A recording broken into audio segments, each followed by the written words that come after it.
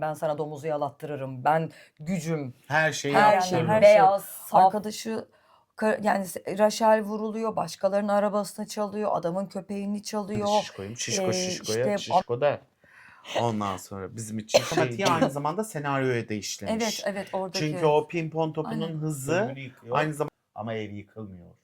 İşte öyle müteahhitlik 1950'lerde. Vallahi bizim sıfır binalar ne oluyor? Dereye yapmamışlardı belki ondan. Herkese merhaba. Bu hafta Ayşem'le Ne izlediğin yeni bölümüne hoş geldiniz. Hoş geldiniz. Hoş geldin Orçun Hocam. Hoş bulduk Nevra Ayşem Savaşçı. Nasılsın inşallah? Daha iyiyim. Evet, sesler geri geliyor. Zamanla düzeliyor bütün seslerimiz. Zaman her şeyin ilacı. Aynen, vallahi öyle. Hem psikolojik hem de Fizyolojik. fizyolojik. Hep bir ilaçtır zaman. Canım ya, dertlendin. Ay evet. Hem ödül hem ceza Dertlendim. zaman. Aynen. Ne izledik Nevra Ayşem? Bugünkü konumuz Muhteşem Marty. Muhteşem Marty, Narsis Marty. Efendim mükemmel Marty. Her Amaca şeyi giderken bilen. her şey mübah Marty. Aynen. Hedefe giden yol Heh. bizi güçlendirir Marty. O esnada kimi biçmişiz, kimi delmişiz, kimin üstüne basmışız, kimi önemli nasıl değil. kullanmışız hiç bayır aşağı yani. Bayır aşağı. Aynen öyle. Efendim bir spor filmi diyebiliriz. Spor, aksiyon, işte komedi, entrika, hırsızlık, Aynen. bıdı bıdı bıdı her şeyin iç içe geçtiği bir filmle karşılaşırız. Efendim filmin yönetmen koltuğunda Josh Safdie, senaryo kısmında da Josh Safdie ve Ronald Branston'ın birlikte yaptığı. Bu Safdie kardeşlerin ayrılıp John Safdie'nin tek başına çektiği ilk film. Aynen. 1952 yılı New York'unda geçiyor. Muhteşem Marty amcasının ayakkabı dükkanında çalışan ve amcasının onu çalışma ve satıcılık becerilerinden dolayı onu müdür yapmak isteyen Pohpohlayan, Pohpohlayan. sürekli sen şöyle iyisin, sen Böyle. şöyle güzelsin, aman tanrım sen nasıl bir erkeksin, böyle erkek olduğun için muhteşemsin falan. amca öyle diyor. Amca öyle demese de Marty kendine söylüyor. öyle duyuyor. Allah'ım iyi ki varım bu dünyaya bir lütuf olarak gelmişim. Alkışlıyorum kendimi mükemmelim diyor. Diyor ki ben bu mağazayı elimin parmak ucuyla yönetirim be diyor. Bu mağaza değil ki diyor yani. Siz hayırdır diyor yani. Ama amcasının bu verdiği ona kariyer planları Marty'ye uygun değil. Aynen. Marty pingponda, masa tenisinde çok yetenekli olduğunun farkında ve dünya şampiyonu olacak. Bununla ilgili çabalar gösteriyor ama eş zamanlı olarak da fakir. Ve amcası da para vermiyor. Vaat ettiği paraların hiçbirini vermiyor. O gün vereceğini söylüyor. Neyse bu Marty'den bahsedelim. Marty işte Londra'ya gidecek. Uçak bileti parasını da birikmiş maaşından alacak. Maaşını almaya öğle yemeğinde gidiyor. Akşam döndüğünde maaşını almak için dükkana uğradığında amcasını orada görmüyor. Amcasının annesinin aradığını annesinin yanına gitti. Sonra işte bu benim maaşımı alacağım diyor kuzeniyle birlikte. Burada kuzeni ona parayı veremem, babamsız yapamam derken Marty çekmecede bulduğu silahla, onu silah zoruyla alıyor parasını ve uçuyor gidiyor Londra'ya. Ve söylersin işte zor kullandı, aldı parayı gibi hiç sıkıntı değil. Ben hapse de girerim, bununla ilgili hiçbir durum yok. Ben o parayı alacağım. Biraz güdüyle hareket eden biri Marty. Yaptığı eylemin sonunu başını düzeltmiyor. Hep basamak basamak gidiyor. Uçağa bilet bulmam lazım, param olması lazım. Ne yapabilirim? Amcamı alacağım. Aynen. Hak ettiğim parayı hırsızlık yoluyla alacağım. Londra'ya gidiyor. Londra'da gerçekten kendinde o ligin, o maçın şampiyon olacağını düşünüyor. Bundan da çok emin. Ama Tabii bir ki. görüyor Japonlar gelmiş. O dönem Japonya'daki 2. Dünya Savaşı sonrasında gerçekleşiyor. O dönem Amerikalıların işte yavaş yavaş maddi gücünün artması. Japonlar da şu ana kadar hiçbir maçlara gelmiyordu ama seyahat yasağı kalktığı için Japonya'da Endo karakteriyle birlikte bu yarışmaya katılıyor. Herkes şok Japonlar geldiği için yarışmaya. Böyle nasıl ya Japonlar girebiliyor muymuş? Tabii. Yapabiliyor muymuş? Kutsal İzinleri var Amerika, mıymış? Kutsal Amerika. Falan filan diye böyle herkes böyle mükemmel şoktalar ama artık kalkmış falan filan diyorlar geliyorlar. Bizim Marty ve Endo eş zamanlı olarak maçlardan takır takır takır takır galibiyet alıyorlar. Geçiyorlar. Ve Marty'nin kaldığı yer, sporcuların kaldığı yerde soğuk, ranzaların olduğu, Aynen. bir sürü sporcuların birlikte kaldığı bir yer. Ve Koğuş gibi bir yer. gibi bir yerde. Yurt gibi bir yer düşünün. Bunlar niye böyle yapıyorlar? Niye öğreniyorlar ki onlar Ritz Oteli'nde kaldıklarını öğreniyor. Evet. Ee, Yönetim yönetim kurulunun kurulunun. falan. Böyle işte yani şeyin oranın patronlarının falan organizatörler. Gazeteciler vesaire. Sonra Ritz Oteli'ne gidiyor. O kendisinin otelde kaldığını, çünkü çok önemli bir oyuncu olduğunu, o koğuş gibi bir yerde kalamayacağını gazete röportajlarında söylüyor. Röportajında yıldızken kendileri herhangi bir pozlarıyla işte babasının öldüğünü, annesinin genç yaşta şey olduğunu, tek başına geldiğini, bir melodram, bir görünür olmak, görsel olmak, orada gazetecilerin Var dikkatini olma çekeceği savaşı var. hikayeler veriyor ona ki gazete küpürlerinde yazsınlar. Aynen. Yazıyorlardı bu arada. Yazmıyorlar değil. Aynen yazıyor. Sonrasında tam röportaj sırasındayken bir anda gazetecilerin ilgisi 1930'lu yılların önemli bir aktristi olan Kay isimli Gwyneth Paltrow'un canlandırdığı karaktere kayıyor. O da mı bu otelde kalıyormuş? İşte kocası geliyor. İlgi oraya gidiyor. Kay ile göz göze geliyorlar. Ama bizim narsizm çok güzel bir pazarlık yapıyor. Hani ben Amerika'yı temsil eden Evet. kişi olarak o koğuşta kalıp savaşı kazanamam. O yüzden diyor hani bana yapmanız lazım. Alıyor da istediğini ve kral dairesini Kral ayarlıyorlar. dairesinde. Böyle ikna kabiliyeti çok yüksek paşamızın. İknaya ediyor, kral dairesine yerleşiyor. Kral dairesinde gazete haberi de çıktıktan sonra Kay'i arıyor. Gwyneth Paltrow'la birlikte olacak. Böyle restoranda keselıyor, kıza yapıyor falan. Star mı o falan diyor. Ben de starım. Tabii O da starla. Starla ne yapar? Olur, eş dost Olaylar, olur, bir eş şey dost. olur falan diyor. Arıyor. Yani inanılmaz bir bu arada özgüven. İnanılmaz bir ukalalık. Yani odasına çıkıyor ve ben kral dairesinde kalan bilmem kim bilmem kimim diyor. Kadını böyle büyük bir cüretle arıyor yani Arıyor. odasına. Ertesi günkü final maçına çağırıyor. Hayır. Ne? Final maçına çağırmadan önce kadınla sohbet ediyor. Ha, evet, Kadın bu telefonda. sohbeti istemiyor. Hı. Hayır, uzatamam falan filan diyor. Gelemem, işim var. Maça davet ediyor. İşim var diyor. Bilmem ne diyor falan. Sonra diyor ki sen diyor kaçıncı katta kalıyorsun falan filan diyor. İşte şu katta mısın bilmem ne. Karşıda yemek masası olan bir şey var mı diyor. Evet diyor, var diyor. Tamam diyor, oradaki elmaları Camdan dışarı bakıyor, karşı dairedeki. karşı odadaki masaya eğer diyor o tabaktaki elmaları dağıtırsam maça gelir misin diyor. Bu da diyor ki yani saçmalama falan filan, kocan yaşlı mı, zengin bir kocan mı var falan, o soruları da soruyor bu arada. Ondan sonra cama bak falan diyor, tak atıyor elmayı, elma tabağını dağıtıyor ve sonra kadın da "Üf" falan deyip kapatıyor. O da kapatmadan önce diyor, adına bilet ayırıyorum, vezneden, gişeden alabilirsin. Vezne ne be? Gişeden alabilirsin diyor. Tamam diyor, yapıyorlar. Gidiyorlar. Gidiyorlar, Davet ediyor. davet ediyorlar. Final maçına çağırıyor. Finalden önceki maç. Finalden önceki maç mıydı? Bak unuttum. Bir akşam yemeği. Finalden önceki maç, evet. Tamam, finalden önceki maça çağırıyor. Kadın geliyor. Çok etkileniyor bu arada. Çok güzel bir maç yapıyor. Oluyor, birinci oluyor falan filan böyle. O maçı da alıyor. Kankasıyla olan maçı alıyor. Final Evet. öncesi maç. Bunun bir tane de Aynen. kankası var. Kankası daha önce bilmem kaç kere şampiyon olmuş. En son diyor ki hadi gel diyor, biraz eğlenelim diyor. Arkadaşı işte böyle atraksiyonlu hareketlerle final maçı, yani finalden önce finale çıkartacak maçı gerçekleştiriyorlar. Bizim Gwyneth Paltrow da bundan etkileniyor. Ertesi gün işte sohbet ediyorlar, ne yapacağız, ne edeceğiz, hangi maçı nedir diye, o gün maç yaptığı adamla Yemek yiyorlar. birlikte. Yan masada tam yemek sipariş verirken Gwyneth Paltrow ve eşi Rockwell, soy isimli adamların yemek yediğini görüyor. Garsonu böyle çağırıyor. büyük bir masa, iş adamları böyle oranın o zamanın godomanları diyelim. Oturmuşlar büyük bir masada yemek yiyorlar. Garson çağırıyor. Garson diyor ki onun hesabını diyor benim kral dairesine yazın diyor. Garson diyor ki ölür mü öyle şey, onlar çok kalabalık falan filan. Hayır diyor, ben öderim falan filan diyor. Garson da ne yapsın, el mahkum. Elçiye zeval olur mu diyor. Gidiyor söylüyor, diyor ki şu sonradan görme narsist beyefendi sizin diyor hesabınıza ödemek istiyormuş diyor. Ondan sonra ne münasebet, kimmiş o falan deyip adamın dikkatini çekiyor bu böylelikle. Adamın masasına geliyor.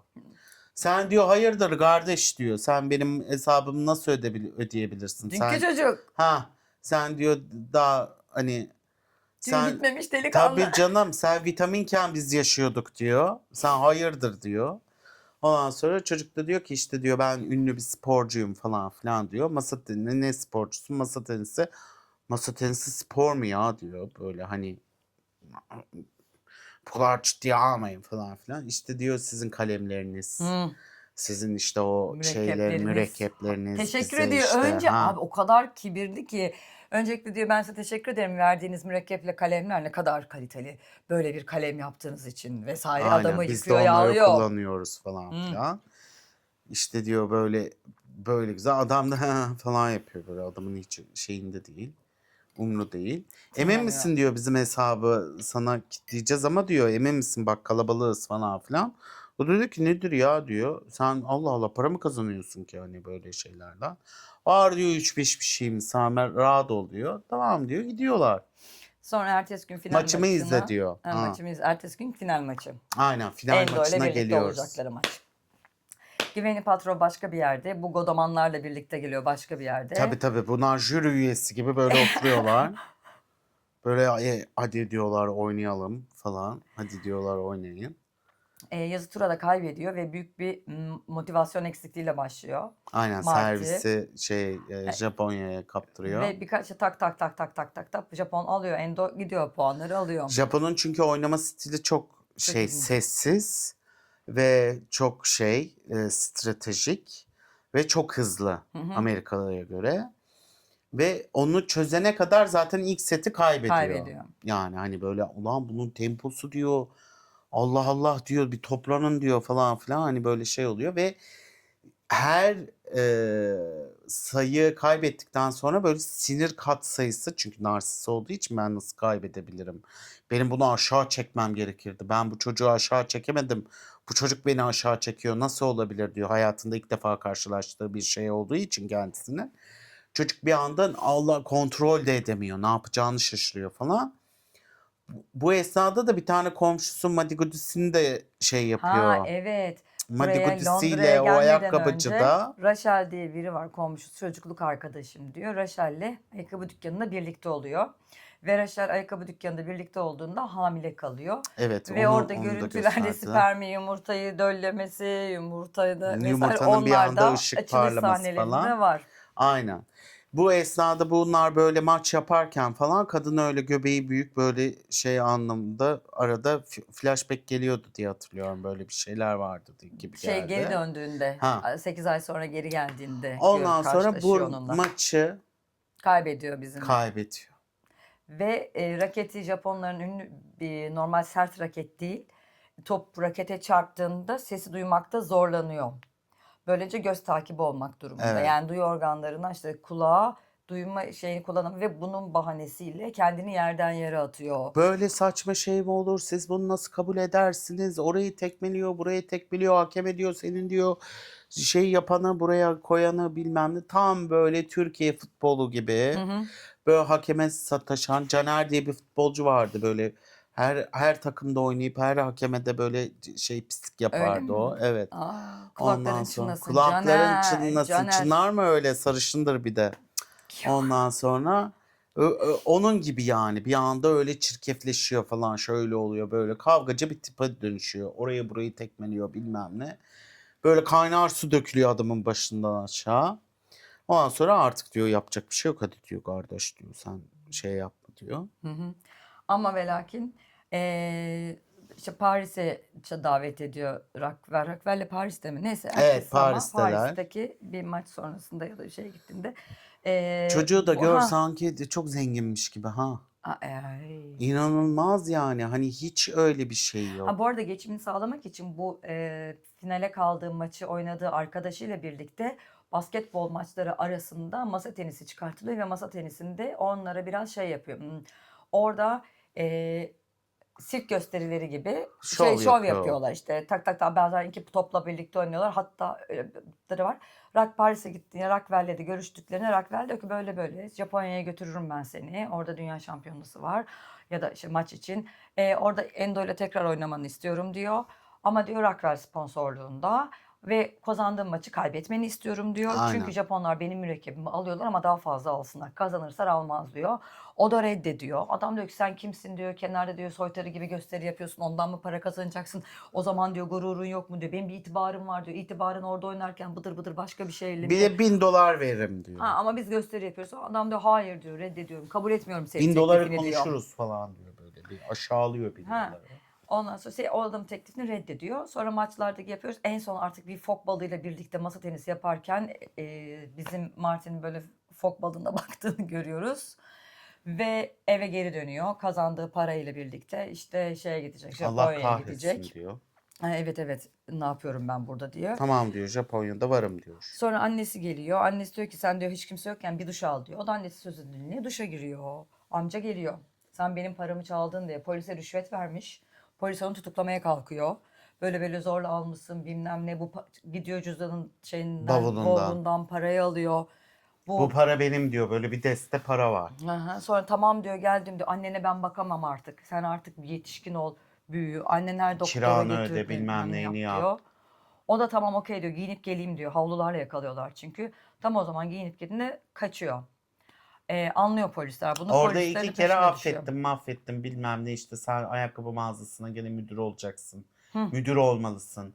Bak senin kariyerin burada ilerleyecek. Senin o tutulmuşsun bir şeye, masa tenisi diye bir şeye. Ne oynadığın da belli değil, ne yaptığın da belli değil. Yapma etme çocuğum diyor buna. Sonra bu vazgeçerken polis çözüyor. Tamam diyor, biz onunla anlaştık diyor. Karakola götürmene gerek yok diyor işte. Çözebilirsin diyor. Hatta çocuk o kadar ileri gidiyor ki polise diyor ki istiyorsan diyor benimkine şey yap diyor, ben sana daha çok para veririm diyor. Amcamın verdiğinden daha Ha, fazla para vereceğim. daha Beni fazla serbest para, bırak diyor. aynen. Doğru. Beni serbest bırakabilirsin diyor. O da diyor ki sen bana hakaret mi ediyorsun, sen devlet polisine nasıl böyle bir şey yaparsın falan filan. New York'tayız. Ondan sonra öyleydi böyleydi derken amca yeniden diyor ki tamam diyor, biz çözdük diyor, ben onun şeyini yapacağım diyor. Amca bu arada paraya el koymuş. Parayı cukkalamış yani, hiç orada şey değil. Sonra çocuk hakikaten tamam hazırlanayım derken hop yangın merdiveninden kaçıveriyor. Hı hı. Bunu anlıyorlar çocuğun kaçtığını ve peşine düşüyorlar. Çocuk da bütün bu aylar sonra Rachel'in bir tane hayvan satış dükkanı var. Oraya sığınıyor. Arka kapısı var mı çıkayım diyor. Rachel de göbeğini gösteriyor. Ben seni 8 aydır arıyorum neredesin? Bu benden olamaz herhalde diyor. Ben Kocanla geri birlikte mi? çekiliyorum diyor ya. Evet ya. Ben geri çekilirim, Neyse benden sonra nasıl bunu olur bağlandıra diyor. bağlandıra da anlatıyor ya arkadaşına. Ay, geri zekalı ya. Geri Yani. çekilirim ne ya? Neyse yıl olmuş 1953. Yıl olmuş 1953, yıl olmuş 2026, hala aynı mantık. Ay kıyamışsın. Sen benim mucizemsin erkeğim. Ondan sonra kocası geliyor. Kadına bağırıyor. Sen bir de diyor ki kadına böyle mi konuşuyorsun sen karınla gibi?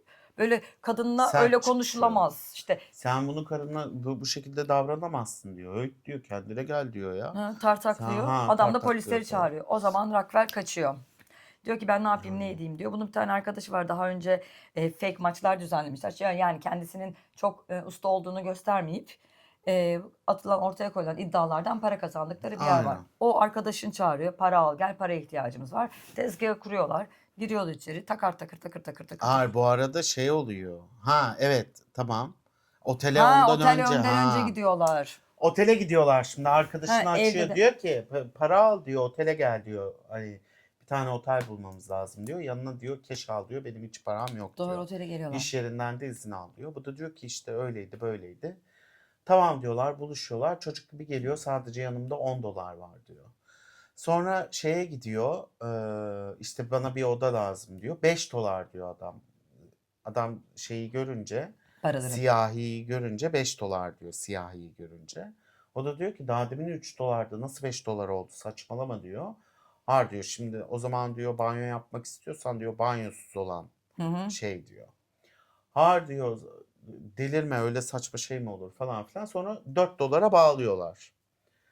Bunlar tam oteli kiralarken bir tane yaşlı bir adam geliyor bir köpekle birlikte, ama köpek berbat kokuyor. Düşmüşler bir şeyle. Bir anladın mı? şeye düşmüşler, bir şey olmuş falan filan. Onlar da diyor ki işte odamıza çıkacağız diyor. Yalnız diyor o köpekle asansöre binemezsin diyor. Adam binmiş bulunuyor, çıkıyor zaten. Sonra bunlar odalarına çekilirken adamın işte bu zamana kadar bizim narsizm temsilcimizin bu zamana kadar evine gelen zarflara arkadaşı bakıyor. Onlar da o da diyor ki bana ait bir şey bakamazsın falan filan. Ben banyoya gireceğim diyor. Banyoya giriyor o da. O Orada esnada konuşuyorlar değil mi? Hamile kalmış Rachel diye. Benden kalmış. evet benden Ben mi kalmış inanmıyorum ben değilim kocasıdır. falan. Ben Hayır, geri çekiliyorum ben diye. geri çekiliyorum. O da diyor ki arkadaşı da şoka giriyor. Geri çekilmek bir prezervatif diye bir şey çıktı diyor. Tabii. Prezervatif ben kullanmam diyor o da. Ondan sonra tabii bu zamanlar işte HIV virüsünde şeylere yayıldığı zamanlar. Hı hı hı hı. Ondan sonra o Tam yüzden hı. şeyde siyahi olan da çünkü siyahileri yok etmek üzerine üretiyorlar ya bu virüsü. Sonra devlet düşünmüyor ki siyahilerle beyazlar da yatıyor diye. Beyazları da sıçrayınca anam biz ne yaptık diyor. Zaten orada. Ondan sonra o esnada da çok yaygın prezervatif kullanmak, kondom. Onu söylüyor falan. Ben diyor köylüyüm ben diyor. Geri çıkıyorum diyor. Deli misiniz diyor yani. Amerika'nın da köylüsü çok cahil olur. Yahudinin köylülerinden demek. Yahudinin köyü aynen öyle. Ben diyor geri çekilirim diyor yani. Olmaz öyle şey diyor. Ötekileştirmeseydin köylü diye. Niye? Öyle bir Ötekileri. tabir mi var? Ya köylü yani sonuçta ne alakası var? Tamam Yani işte. Tam yani şey kafasını şey yapıyor. cehalet zırgırla. 23 zır yaşında. deli. 23 yaşındasın da Ay ulan birden sempati besledim arkadaşı karaktere. da 23 yaşında yani. Bu kadar nasıl kendinden emin olabilirsin? O diğeri asıl karşıdaki nasıl öteki oldu. Onun için virüs üretmiş Tabii. ülke. Ve onun ne kadar zor bir şey olduğunun farkında ve bunu kullanmamak yani bulaştırmamak için elinden geleni yapıyor. O da öyle kullanıyor. Ve bu gerizekalı da diyor ki bana hiçbir şey olmaz. Neyse aklanmak paklanmak için küvete giriyor. Bir tane haber vardı 90'larda hatırlıyor Neydi? musunuz? Şeyde Kartal E5'inde bir tane minibüs gezer genel ev vardı onu basıyorlar. He. Sonra o zamanlar gazetecilik vardı tabii.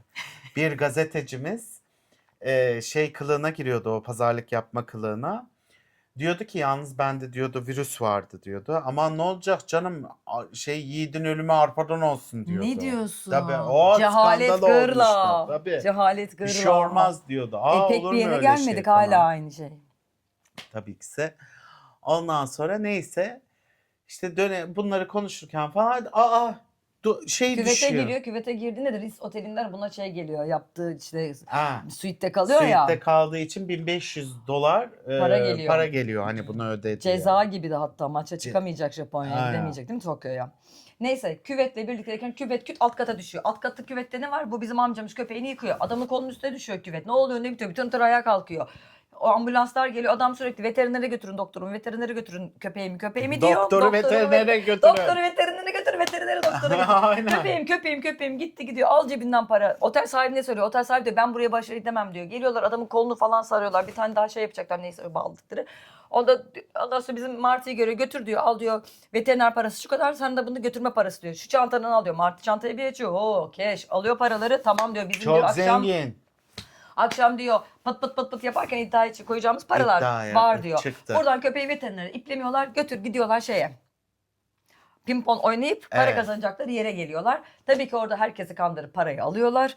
Biniyorlar. Kandırmıyor adam bileğinin hakkıyla alıyor. Birbirlerini tanıyorlarmış gibi yapıyorlar ve ortayı olsun. kızıştırıyorlar yani. Evet Beni de. kaybettin o benim benzin paramda benzin paramı ver almam bilmem ne ben oynarım onunla gaza gelirim. Bir tane tip var Aynen. gaza Tabii gelecek. ortaya bahis Ha. attırıyor falan Bahis filan. attırıyor yükseltiyor. Bir tane de sırık var böyle kendine göre kurallar koymuş onunla oynuyor evet. falan. Ay. Böyle göğsüne çarpıyor yalnız diye puan oldu. Saçmalama vücuduma çarptı diyor. Hani o raket neden var arkadaş? Hani bu kadar mı uzaylısın? İşte Amerika'nın var olan IQ'sunu da görüyoruz. Bunların ama bu IQ'ların hepsini gıybetim geldiğinde konuşacağız. Neyse. Şimdi spoiler vermeyeyim de biraz moralmanın bozuk. Yapma, Ondan sonra geçer. İlla ki kimler vurdu geçti be. Neyse. Ondan sonra bunlar böyle çıkıyorlar. Haydi bir de pehlivane gidiyorlar. Hadi diyorlar artık veterinere gidelim diyorlar. Bir tane Benzin benzinciye duruyorlar. Benzinci bunu alırken basıyor diğer bırakıyorlar adamlar mı? Diğer geliyor. adamlar basıyor. Çocuklar diyor. Biz seni bulduk diyor sen Marty'sin sen diyor. hayırdır diyor. Sen prof musun diyor. Dünya ikincisi olmuşsun. Japonya'ya gidiyor musun sen? Bizi mi ayıkıyorsun falan diyor. Bizi mi ayıkmaya çalışıyorsun diyor. O da öyle olmaz böyle olur falan. Benzin çıkartıyor hepsine. Sıkıyor mıkıyor. Araba zarar görüyor. Basıp Sonra gaza kaçıyorlar. araba Köpek zarar de geliyor. Köpek de kaçıyor. arabadan kaçıyor. Yangın Çarpılıyor. Yangın çıkıyor. Arkada da böyle bir dörtlü duruyor böyle arkalarında yanıyor. yangın. Böyle köpek de kaçmış, nereye gittikleri böyle belli değil. Adam çocuk diyor ki köpeği bulmamız lazım. Köpeğin ismi de Musa. Evet. Ondan sonra köpeği bulmamız lazım bilmem ne falan filan diye. Bunlar kaydırı kuprak cevriyem diye kaçıyorlar. İşte paralar da gitti. Bu şekilde ayrılıyorlar. Yani Aynen. mevzu şeye gidiyor. Sonra sürekli idman yaptığı bir yer var. İdman yaptığı bir yere giriyor. Bu gece burada kalabilir miyim? Kalabilirsin ama diyor Raşel burada. Raşel bir geliyor gözü mor. Ne oldu diyor. Bunu diyor biraz tartıştık kocam yap. Tamam diyor seni bir yere yerleştir. Bundan önce bu arada Martı'ya sponsor olan pimpon topları yapan bir tane aile var. O aileyi ikna etmeye çalışıyor. Yani pimpon topu beyaz, tişörtünüz beyaz. Bu bizde şey yapıyor. Yani adam hem sporda hem de bunun öteki tarafının da daha ne yapılabilir diye ticaretinde vesaire her yerde Adam. iyi laf yapıyor. Tamam bir Dört esnaf. kolda. Dört Bunu koldan. turuncu yap diyor. Turuncu Turuncuya yap da diyor. boyuyor. Bak diyor. Beyaz kağıtta nasıl gözüküyor beyaz? Bak diyor turuncu nasıl oluyor Sonra falan dergiler filan. çıkartıyor. Bak bu siyah giymiş. Bak bunu beyaz giydiğinde önünde teniste de bir sarı top vesaire diye ikna ediyor. O ara İda var bunun kankası. Babasıyla konuşuyor İda'nın. Oğlum diyor sen bir dışarı çık diyor. Ondan sonra oğlum dışarı çıkıyor. İda mıydı çocuğun ismi? Neyse ondan sonra sen bir dışarı çık diyor. Dışarı çıkartıyor. Bak diyor oğlum diyor. Ya aklıyla senin aklına uymuş. Turuncu yapacaksın. Bunun aklıyla inilmez. Hani oldu da baba hallederiz falan diyor. 30 yaşında hala evli ailem bizim evimde yaşıyor diyor. Bundan bir şey olmaz diyor. Ama erkeklik inşası. Aynen. Neyse. Sen diyor Sorumluluk almamış bir insana sorumluluk veremezsin diyor. sen diyor böylesin güzelsin sen sporuna bak vesaire diyor. Sen iyisin hoşsun ama diyor bizi Yapma diyor. Sonra neyse biz hop geldik. Raşel bekliyor. Raşel ile birlikte nereye götüreceğini bilemiyor Raşel'i. Bu aile aklına geliyor. Kapıyı da çıkıyor. Kapıyı tıklatıyor. İde tek başına annesi babası şehir dışındalar. Ve onu kendi kardeşinin odasına yerleştiriyor bunları. Ve o zaman öğreniyor ki turuncu topları yapmışlar. Babamla konuştuk anlaştık diyor. Senin fikrin güzel. Bununla ilgili bir şeyler yapabiliriz. Bak diyor ben tasarladım diyor, şunu çizdim diyor, şöyle yaptım diyor, kutularını böyle olacağız diyor. Bir marka yaratmak üzerindeler. Tabii hop bizim Martı yine Let the Sunshine gökyüzüne uçuyor vesaire. Sonra kızın gözüne bakıyor ben halledeceğim geleceğim diyor gidiyor. Gizli saklı eve giriyor yangın merdiveninden. Kendisinin kazandığı kupalardan birini alıyor. İda'nın kocası, Rachel'in kocası İra'ydı galiba ismi. Kapıyı tıklatıyor gel gel diyor sen diyor kaba kuvvet sadece kadına mı diyor. Alıyor kupayı tak diye adamın yüzüne vuruyor. Adamın pert.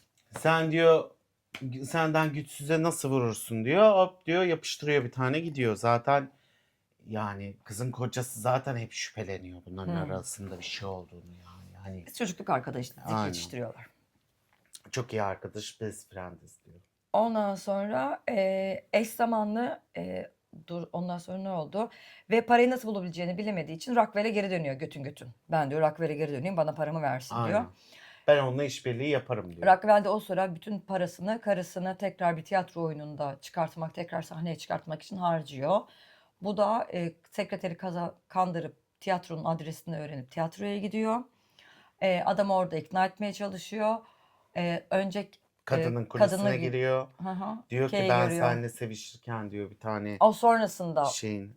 dur önce gidiyor Rockwell'i burada kadını provalarda izliyor. Ha evet. Sonra Rockwell'de Ha. kadının PR'cısı diyor ki işte hiç bilet satılmadı işte hiç kimse ben seni mi idare edeyim bu kadını mı yöneteyim bu adam böyle olacak diyor yapılacak bu oyun. Çok sinirleniyor Rockwell. Marty'yi görüyor. Konuş defol sen misin benim oğlum yalanını söyleyerek. Bu arada adamın oğlu 2. Dünya Savaşı'nda vurularak öldürülüyor, Aynen. ölüyor. Japonlar tarafından. O yüzden bu konunun hassas noktası. İlk tanıştıkları akşam bunu öğreniyor. Bizim Martin'in karşısındaki bu maçlar arasında birlikte gösteri yaptıkları arkadaşının kolunda bu Yahudilere verilen numaraları görüyor. Sen de Yahudi miydin? Seni kurtarmak için oğlum öldü. Sen burada abuk subuk sporla mı uğraşıyorsun vesaire diyor. O da diyor ki ben aslında bomba patlatıcısı uzmanıyım. Hatta ben bu şekilde hayatta kaldım. Çoğu bombaydı. Hani ben aslında oradayken İmha deyip ettim. imha ettim. Orada Yahudilerin işte Auschwitz'te ay telaffuz edemedim. Orada yaptığı bir hikayeyi anlatıyor. Evet. Bal hikayesi. Çok etkileniyorlar. Adam da etkileniyor. Ondan siz böyle abuk sabuk şeyler yaşasın diye benim oğlum öldü. Oğlunu bahane edip de adamın nerede olduğunu öğrenince buna iyice sinirleniyor Akvel. Tamam gel seninle konuşalım dediğinde arabaya gidiyormuş gibi yapıp Hı hı. gidiyor. O ara Arabaya bin diyor. hı, Adam ters yön bizim narsist böyle götünden dolaşıp arabanın tam binecekken araba basıyor gidiyor. basıyor gidiyor. O ara mektup gönderiyor buna Kay. Akşam otelde buluşalım diye. Kay ile otelde sevişiyorlar. Sevişme sırasında kolyeyi Kolyesini alıyor. alıyor. Böyle bir tane Pırlantalı bir kolye var pırlanta bir üzerinde. kolye var. O kolyeyi alıyor. Kolye de küvetin şeyine düşüyor, deliğine. Deliğine düşüyor. Adamın hiç şeyinde değil, işini bitiriyor bilmem ne. İşte kadın hemen hesap soruyor. Sen küçücük hiçbir sorumluluğu olmayan kiranı nasıl ödüyorsun? Kira ödemiyorum. Ne yiyeceksin? Akşam ne yiyeceğin belli mi?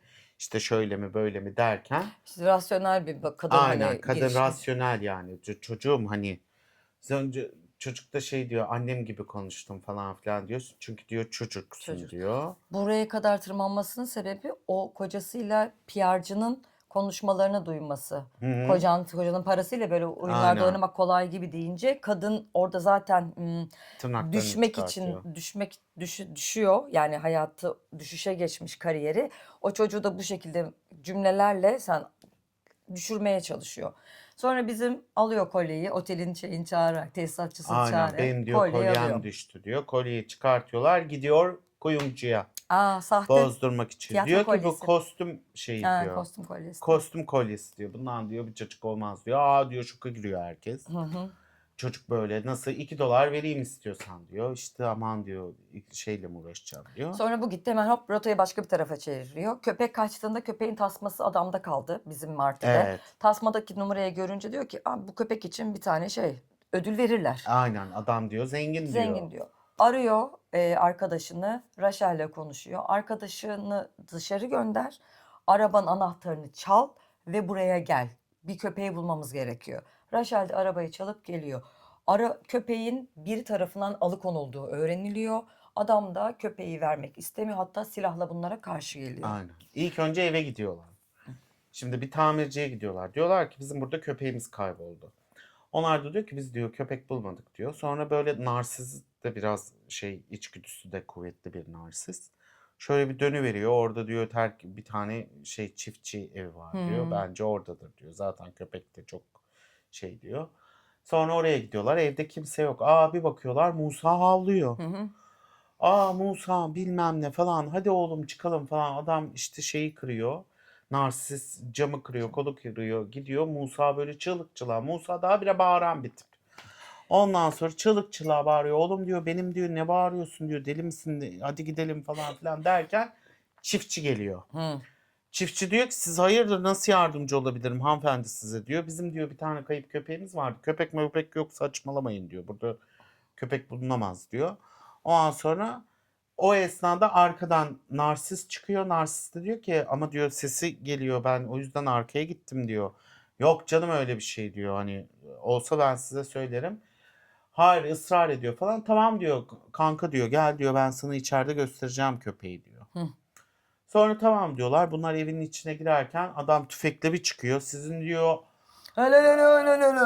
dört yaparım diyor yani. Böyle diyor ay siz hayırdır diyor falan filan. Kız da diyor ki hadi diyor gidelim diyor. Çocuk hala o para hırsıyla o Japonya'ya gitme hırsıyla adamla böyle savaşmaya çalışıyor falan filan. Kız o esnada dayanamıyor. Adamı arabayla çarpıyor. Adam evinde bir bölümünü yıkıyor arabayla. Bakın evin bir bölümünü yıkıyor ama ev yıkılmıyor. İşte öyle müteahhitlik 1950'lerde. Vallahi bizim sıfır binalar ne oluyor? Dereye yapmamışlardır belki ondan. Neyse. Sonra oradan arabaya biniyorlar kaçıyorlar bunlar. Sonra diyor ki köpeğin yerini bulduk diyor. Ama diyor bu adamda para var diyor. Bu adamı arayalım parasını isteyelim diyor köpeği bulduğumuza dair. Adamı arıyorlar. Kız işte anlatıyor böyle böyle diyor 2000 dolar ne kadar istiyorsun diyor adama 2000 dolar benim için okeydir diyor. Ama diyor ilk önce diyor köpeği vermeden önce ben parayı alırım diyor. Adam da diyor ki aslında oradan diyor ya senin diyor ya yani sen yol geçen hanımısın diyor. O da diyor ki saçmalama böyle saçma şey mi olur falan. Sonra kız orada dramatik bir hikaye çiziyor. İşte diyor ben hamileyim diyor. Babası da belli yok ortalıkta diyor. İşte diyor yalnızım diyor. O yüzden paniğim diyor. Paraya çok ihtiyacım var. Bana ne kızım benden mi yaptın diyor falan filan. Sonra adam diyor ki tamam ha öyle ha böyle falan filan derken kapatıyor. Bir yere varamıyorlar yani orada. Sonra bunlar gidiyor oradan. Çocuk narsist diyor ki niye böyle yaptın salak mısın sen öyle misin böyle misin diyor. Arabayla geri dönüyorlar. Arabayla geri dönerken Şişman Pimponcunun evine, Hı hı. arkadaşının evine. Şişman böyle sinirli. Sen babanın arabasını nasıl çalarsın? Babanın arabasını nasıl şey yaparsın? Hı hı. Annemle babam uyuyor sessiz olun. Böyle saçmalık mı olur bilmem ne. Şişko. Ha? Onun evine dedi. Ben de şişkoyum. Şişko şişkoya şişko der. Ondan sonra bizim için şey değil. Ondan sonra azıcık da bize pozitif ayrımcılık. Ondan sonra neyse onlar öyle konuşuyor. Kız da diyor ki bu şişmanın diyor adam onu kıza giydiriyor, kız ona giydiriyor falan filan. Sonra adam uyanıyor. Babam. Baba uyanıyor. Demiyor mu ben bu serseriyi alma diye senin yanına diyor bilmem ne diyor falan filan. Sonra çıkıyorlar oradan apar topar. Ay çıkıyorlardı ne oluyordu sonra? Tekrar adamla arıyorlar işte Ha köpekle tekrar ilgili adamı mevzusu. arıyorlar. Kız bir parktalar. Parkta işte adamla buluşacak. Bu arada Adama sahte köpek buluyorlar siyah. bir tane sahte köpek buluyorlar. Köpeği de tutturuyorlar. Orada çalışan işte bir lokantada çalışan bir adama falan. Ondan sonra kız buluşuyor işte kız diyor ki param nerede param nerede dur diyor vereceğim diyor paranı diyor köpek nerede falan filan. Kız kulübeye giriyor arıyor bilmem ne. Sonra işte diyor köpeğin orada diyor adam hıldır hıldır koşuyor paramı vermedin diyor polisi çağıracağım diyor polis diye bağırıyor. He, Başka cüzdanını bir adamı çaldılar diye cüzdanımı fıdır fıdır çaldılar diyor konuşuyor. başka bir adam alıyor. Sen oradan başka bir adam alırken hıldır hıldır diğeri de koşuyor. Ondan sonra köpeği tutan adamı çıt diye bıçaklıyor. Bu benim köpeğim deyip bizi benimle dalga mı Aynen geçiyorsunuz? ben Siz de bir şebeke misiniz diye. mi yapıyorsunuz diyor çıt diye bıçaklıyor. İşte bekledikleri gibi tonton bir amca çıkmıyor. Aynen. Bekledik gibi minnoş çıkmıyor amcamız. Sonra çocuğu arıyor. Çocuğa diyor ki, pardon. Çocuk bu esnada gitmek için Japonya. Japonya'ya gitmek için kadınla premier var. Çocuk narsistteyiz şu an. Narsist premiere gidiyor. Kadının kulisine giriyor büyük bir cüret yine. İşte diyor şöyleydi böyleydi benim Kolyeni odamda getirdim. kolyeni getirdim falan filan. Ay diyor kostüm kolyesiydi o diyor. Salak diyor sen. Zekiyim diye dolaşıyorsun diyor. Giderken ben dönüyorum. Yavrum sana mı gelecektim falan. Sen bundan sonra cüzdanımı da alırsın, onu da yaparsın, bunu da yaparsın falan filan diyor. PR'cı giriyor. PR'cı diyor ki aman tanrım diyor işte diyor bütün biletler sold out oldu, şöyle oldu, böyle oldu. New York Times geldi. Bütün gazeteciler burada, PR'cılar işte muhteşem bir gece olacak. Kadın mutluluktan ölüyor falan filan. Bu arada adam çalışanlarını getirmiş bile satılmadığı için. Ha. Kalem şeyinde fabrikasında çalışanlarla doldurmuş. Bakın Amerika 1950'lerde tiyatro PR'ına uydurmuş. Tamam mı? PR o zamandan beri işliyor. Bizde PR ne zamandan beri işliyor O zamandan tiyatroda? beri Betül Mardin'e soralım o getirdi. Ha, aynen Mardin. Betül Mardin bize bağlansın. Yorumlara bulsun. Betül Mardin'e bu videoyu ulaştırın arkadaşlar. Ondan sonra neyse. Bunlar işte çocuk diyor ki tamam diyor gel diyor ben sana benim oyunumu izle diyor kız diyor. Sonra diyor yaparız. Bilet biz, ayarlıyorlar. hesaplaşırız diyor. Sonra adamı görüyor falan filan. Adam geliyor bütün grup falan. Kız bir sahneye çıkıyor bir alkış alıyor. Arkası dönük sırıtıyor orada.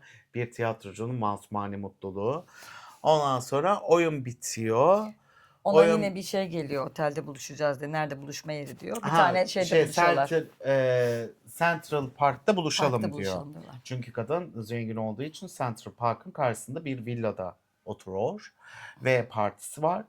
Ondan sonra buluşalım diyor. Evde partiden çıkıyor. Çocukla buluşuyor. Çocuğa diyor ki bu gerdanlığı diyor 20 tane aynısı var diyor. Her yıl dönümümüzde adam diyor unutup erken demans oldu diyor. Bunu alıyor diyor. Ben de sesimi etmiyorum diyor. Sat Japonya'ya Bunu sat git. Japonya'ya git diyor. Çocuk coşuyor. Yo! Saldırıyor üstüne parkta. Parkta olacak iş mi Public oğlum? sex. Aynen. O zamanlar bak Amerika ne kadar ileride. Ondan sonra Öyleydi böyleydi, polis basıyor, polis diyor hayırdır siz diyor ne yapıyorsunuz, kimliğiniz yanınızda mı, kadını tanıyor hemen, sen diyor ünlüsün diyor. İkisini tutuklamaya kalkıyor. Aynen, ikisini de tutuklamaya kalkıyor. Aa ne güzel kolyeymiş diyor bu. İşte kadın diyor ki al senin olsun bizi bırak diyor, alıyor kolye gidiyor falan. Allah İşte Allah. çocuk da diyor ki ama benim param ne oldu, ben ne oldum, salak diyor, paranın peşinde misin şimdi diyor. Az Evet. önce karakola gidecektik diyor. Evet diyor tabii ki de ben kendi şeyime bakarım diyor. Ondan sonra bunlar giderken çocuk çok ısrar ediyor. Tamam diyor bekle burada diyor, bir yere gitme diyor. Eve çıkıyor kız. Başka Evden bir mücevherle getirip çocuğa verecek. aynısında bir 25 tane var ya aynısından diğerini getirecek verecek. Ondan sonra çıkıyor falan eve, sen diyor sakın burada bekle falan. Kadın işte tam eve çıkıyor, adam diyor ki sen neredesin, senin için bu kadar şey yapıyorum, para harcıyorum, sen ortalıkta yoksun bilmem ne falan filan. PR'cı arıyor, diyor ki senin New York Times aradı. Bu da diyor ki aa diyor New Eleştiri York'ta yazısını eleştiri okuyacaklar sana yazısını ertesi gün çıkacak okuyacaklar, olan. yazılmış falan filan. Telefonunu bir alıyor. Hiç beğenilmemiş bir eleştiri yazısı. Kadın Allah diyor, bütün çeşmelerini açıyor o esnada. Parti iptal ediliyor. Oyunda açamadığı çeşmesini şeyde açıyor, evde açıyor, parti iptal oluyor. Bütün herkes, misafirler yavaş yavaş partiyi terk ediyor. Kadın büyük bir hüsranda, bütün herkes onun başında yatak odasında duruyor. Bu esnada bizim narsizm durur mu? Eve geliyor. Eve geliyor böyle bakınıyor, işte ben nereden ne çorlarım falan filan, nasıl bir şey yaparım, Japonya'ya nasıl giderim, ev çünkü müstakil bir ev, hani çık çık bitmiyor ev. Ondan sonra adamı görüyor, adamı işte kızı soruyor hemen, adamı görüyor böyle, kızı soruyor, kız başkasına, kız diyor nerede diyor, yatak odasında diyor, yatak odasına bir çıkıyor, kapıyı bir açıyor, ben diyor şeyi görecektim diyor, aa şu an hiç uygun bir zaman değil, kadın hüngür şakır ağlıyor falan Teselli filan. ekibi de yanında. Teselli ekibi de yanında. Kapıyı kapatıyor. Sonra adamı görüyor. Adama diyor ki ben diyor kabul ediyorum. Ben büyük bir pişmanlık yaptım diyor. Toyum diyor. Benim diyor şeyimi yapma diyor. Ne olur diyor. Beni al diyor. Adam hayır diyor, ne olur diyor, tamam diyor. Hayır olmaz. Yalvarırım diyor. Bilmem ne diyor falan filan. Tamam diyor. Senin kabul edeceğin bir şartla. Diyor. Git diyor raketi getir diyor. Git diyor çalışma masamdaki masanın üzerindeki raketi getir diyor. Adam kendi markasının raketi işlemiş. O Japonya'daki raket gibi yumuşak böyle Aynen şeyleri. Arkasına yumuşak raket şeyi diye yazmış. yapmış. Ondan sonra işte ne istersen yaparım falan filan gibi bir şey var. Adamın beyaz nadide küçücük şeyini açıyorlar, poposunu, kaba etini. Kaba etini. Ondan sonra çık çık çık çık çık vuruyor. Vallahi vuruyor. Ay bütün zengin, bütün o godomanlar ha diye eğleniyorlar. Çocuk büyük bir o Utanç narsist içinde utanç ama içinde, kabul ama gördüğü parasını içinde aldı. Bir mutlu. şekilde buldu parasını. 1500 dolarını aldı. Ha, şimdi geri dönüyor. Parayı aldı, anlaşmayı yaptı. O idman yaptığı Yere gidiyor. giriyor spor salonuna. Spor salonuna gidiyor. Parayı Senin diyor aldı, biri spor bekliyor. salonuna gidiyor. Hop yaşlı amca çıkıyor. Diyor ki karın diyor aşağıda arabanın içinde. Beni diyor hemen köpeğime götürün. Köpeğim bir çiftlikte esir tutulmuş diyor. Ben onu alırım diyor. Çocuk da diyor ki bir iki saniye bekleme. Ben bekleyemem. Karın da hamile diyor. Onu da bıçaklarım. İşte bebekle beraber gider diyor. Tamam diyor, geliyorum diyor. Bunlar arabaya biniyorlar, gidiyorlar. Çiftliğe gidiyorlar. Çiftliğe varıyorlar. Adam böyle işte köpeğin sesini duyuyor. Aman diyor bu Musa diyor. Aman tanrım diyor, Musa'nın sesi buraya gelmiş diyor. Bakınıyorlar böyle, cama bakıyor biri de falan filan. Biz böyle karanlıkta bir şey olacağını bekliyoruz. Adam tüfekle diğerini, arkadaşın lak diye vuruyor camdan. Sonra yaşlı da çıkartıyor, pat pat pat pat onları sıkıyorlar. Yaşlı buraya sıkıyor, tüfek buraya sıkıyor. O buraya sıkıyor, bilmem ne buraya sıkıyor. Böyle Herkes yani vuruluyor. Bizimkiler sıktıkları yer dışında. de belli değil. Sonra kız vuruluyor arabadan. Sonra amcam vuruluyor. Köpeği için nelere bak, hayvan sevgisi ne kadar değerli. Köpeği için vuruluyor. Sonra içerideki de vuruluyor. Kadın diyor ki vuruldum diyor, narsist geliyor işte, kadın diyor vuruldum diyor, beni hastaneye götür diyor. Bir dakika diyor, cebinde diyor para vardı, parayı al öyle gidelim diyor. İşte aa tamam diyor, para mı diyor, gözü açılıyor hemen bizim fakirin. Hemen gidiyor adamın cebinden para alıyor, çıplak kadınlarla birlikte paralar var. Yani 2000 dolar yok orada, belki 500 dolar Paraların falan var. arasına kağıtlar koymuş. Aynen böyle çıplak kadın kağıtları koymuş, pis sapık diyor o da. Ondan sonra çıkıyorlar arabaya, hop şoför de zaten gitmiş, naşlamış hemen. Naşlamış derken vurulmuş. Ondan sonra hemen onu indiriyor. Adam biliyor, hastaneye götürüyorlar. Kız acil doğum bilmem ne. Kız nasıl doğururum bilmem ne falan filan derken kız doğumhaneye gidiyor.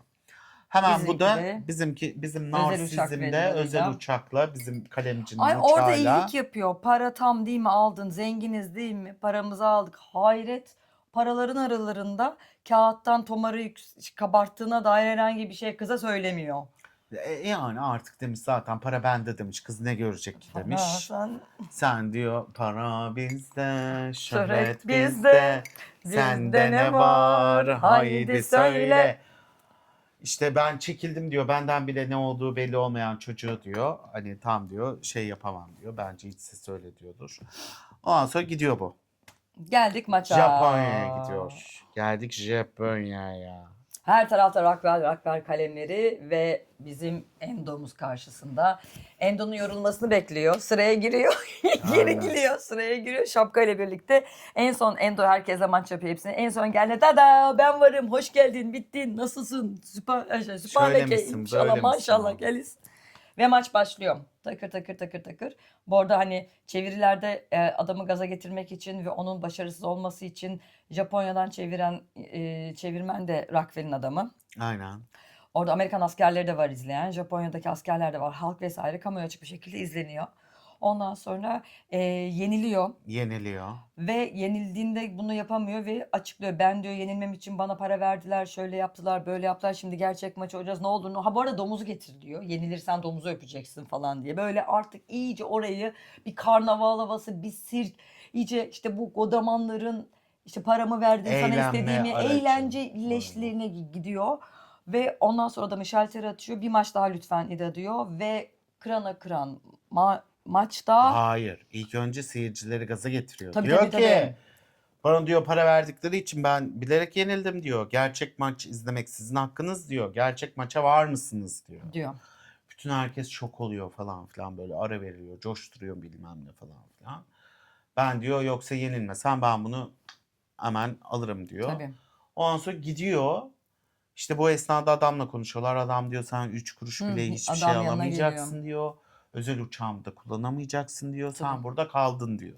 Bir de şöyle bir şey söylüyor. Şimdi adam şimdi bizim eee 2. Dünya Savaşı sonrası Yahudiler Amerika'da 1950'li yıllar bizim Marty Yahudi azınlık ve oradaki Amerika'daki gelişen ekonomik düzende yırtmaya çalışıyor.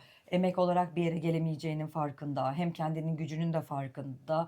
İşte top tasarlaması vesaire yapması, buradan parayı alacak. Ben seni şu kadar evlerde yetiştireceğim. Annemi geri amcasına laf ediyor, ben geri. Oradan yırtma durumunda ama karşısında bu Yahudi'nin karşısında duran Amerika'da çoğunluk olan beyaz protestan temsili var ve diyor ki ona ben 1600'lü yıllardan beri buradayım.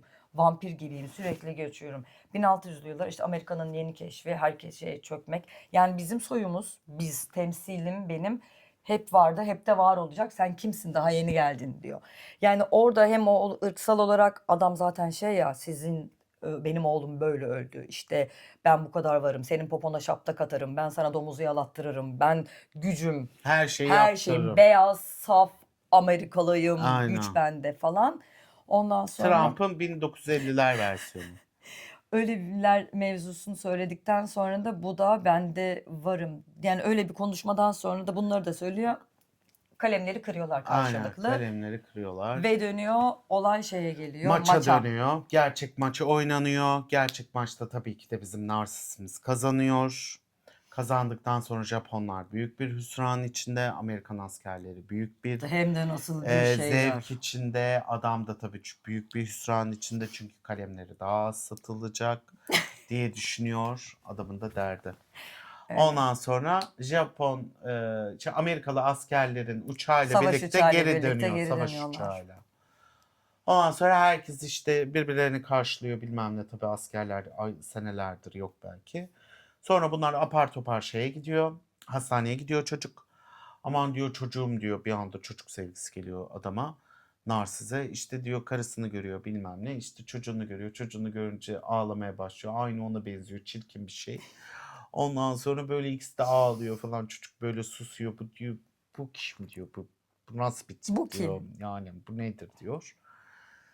Sonra bunlar böyle şey yaparken filmde Filmimiz bitiyor. aynen bitiyor. Ee, Ay çenem ağrıdı. Evet, ben devam edeyim. Bu film 2026 Altın Küre ödüllerinde komedi müzikal dalında en iyi erkek oyuncu ödülünü kazandırıyor Timothée Chalamet'de. Oscar'la da en iyi film adayı, Aynen. en iyi erkek oyuncu adayı, en iyi yönetmenlikte aday, en iyi görüntü yönetmenliği, en iyi kurgu, en iyi kostüm tasarımı, en iyi sanat yönetimi, en iyi özgün senaryo, en iyi oyuncu seçimi gibi adaylıkları var. Buradaki yani Marty'nin hiç kimseye şey yapmaması, kadınlarla sadece anlık zevklerle birlikte olması, 23 yaşında ama e, başını sonu düşünmeden, yani bizim işte tırnağıyla ben koşan fakir ama gururlu genç vardı gibi yaptım değil. Bu her türlü mübah, başını da söylediğimiz o hedefe varmak için başına gelenler, her şey, arkadaşı yani Rachel vuruluyor, başkalarının arabasını çalıyor, adamın köpeğini çalıyor, işte amcasının parasını çalıyor şey çekerek, işte var olmayan parayı harcıyor Ritz Otel'de. Yani o kadar hiçbir şey umurunda değil. O noktada ilerleyen bir tip. Normalde hani gerçek hayattan alınmıştır gibi değil de böyle bir karakter var zaten, Pimponcu. Ondan yola çıkarak bir uyarlama değil ama oradan yola çıkarak yazmış oldukları bir senaryo. Oradaki köpeğin kullanımı her şekilde, yani hep Katagulle ile işi. Yani bir kahraman ama yani hep kahramanın doğru, dürüst, ahlaklı olduğunu düşünüyoruz ama bu tamamen hep bir şekilde ahlaksızlığıyla. Sevmiyoruz ama nefret de etmiyoruz. Evet. Yani bir sempati besliyoruz, ya çocukluğuna varsın ya bir şeyliğine Sempati varmasın. beslemiyoruz ya. Yani onu normal Ya şey gibi, sempati hani yani düşman değilsin. empati Yani o yapmıyoruz. Rockefeller'e daha düşmansın. Yaptığı o zengin tayfaya, Amerika'daki. Ya ben Onların filmi yaptıkları şey. izlerken Yani böyle amcasına ben daha fazla. Aile hiçbir yanında değil. Annesi yalan oluyor, kandırıyor. Gel diyor, ben hastayım diyor. Bilmem ne. Hani bunlar daha kötücül bir yerler. Yani adam yaptığı şey, bunlar yaptıkları şeyin, yani çocuğu engellemenin, pimpon oynaması, maç yapması kötücül bir yerden yaklaşırken Marta o kadar kötücül değil. ama şöyle bir şey var. Film Seçenekleri zaten kötü seninle ama empati yaptırmak üzerine bir değil, film değil. değil, değil. Yani sempati kurdurmak üzerine belki hani duygu yakınlıkları olabilir. Sadece onda da ha seni anlıyorum dersin, Okey, geçersin. anlıyordunuz Sempati noktasıyla. hani o noktada olabilir ama şey anlamında nasıl diyeyim, filmi izlerken böyle böyle bir tip var diye Hı hı. izliyorsun yani. Hani böyle çok adamın zaten tanıyorsun hepsini yani. Hani işte bu hemen etiketleri de çok net zaten hepsinin. Hı. Çok net olduğu için hani bilerek o matematik güzel Ya kurulmuş. evet. Güzel Çok hızlı bir hikayeler film. ilerliyor. Durmuyorsun, yorulmuyorsun. Yani izlerken de hızlıca akıp gidiyor. Yani Evet, pimpon maçındaki temposu tak çok tak tak yüksek. gibi çok az Aynen. yerlerde oturduğumuz, durup sakince izlediğimiz şeyler Tabii. olabilir. Yani Formula 1 gibi değil mesela. Değildi, Formula evet. 1'de karakterlerin hiçbirini tanımıyoruz. Onun da Hiçbiriyle şeyimiz yok. Sadece spor üzerine kurulu.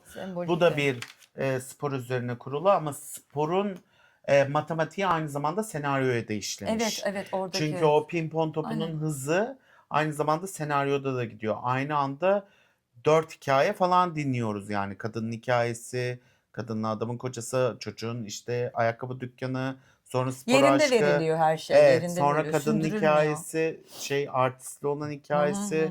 sonra adamla olan hikayesi falan, böyle 4 hikaye bir anda akıp gidiyor. Annesi giriyor bilmem ne falan. Hep aralarında bir şeyler serpiştirmişler. Herkesin hayatına, yani o dönem Evet, Amerika'sında hani okuduğu kadarıyla zengin nasıl zengin olunur, ahlaklıca zengin olunamaz aynen. gibi Yani vesairelerin o dönemi 1950'lerin hepsine hakim oluyoruz.